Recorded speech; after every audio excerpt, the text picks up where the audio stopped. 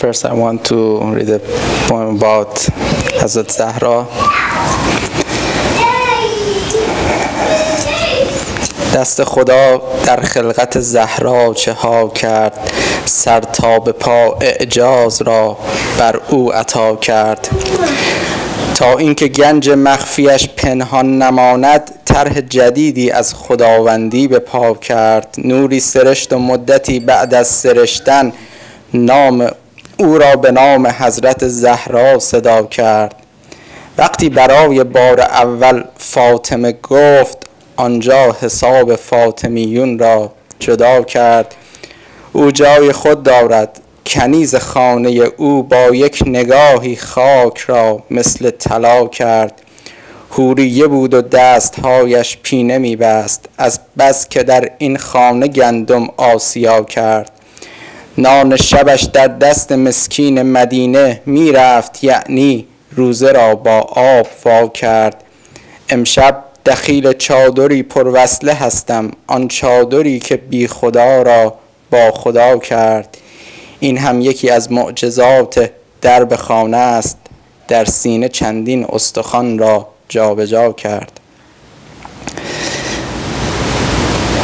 Now I want to read a poem about Nowruz from the people outside of Iran.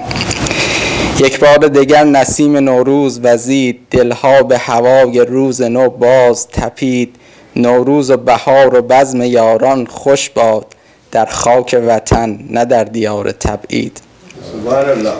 نوروز خوش آمدی صفا آوردی، غم زخم فراق را دوا آوردی. همراه تو باز اشک ما نیز دمید، بویی مگر از میهن ما آوردی. بر سفره 7 سین نشستن نیکوست، هم سنبل و سیب و دود کندر خوشبوست. افسوس که هر سفره کنارش خالی است، از پار دلی گم شده یا همدم و دوست. هرچند زمان بزم و نوش آمده است، بلبل به خروش و گل به جوش آمده است. با چند بهار لاله خفته به خاک، نوروز کبود و لاله پوش آمده است. نوروز رسید و ما همان در دیروز، در رزم نه بر دشمن شادی پیروز.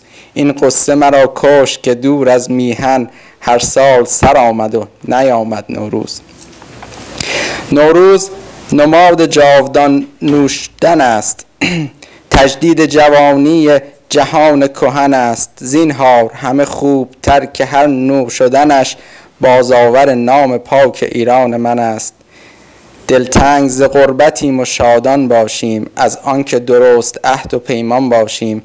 بادا که چو نوروز رسد دیگر بار، با سفره 7 سین در ایران باشیم.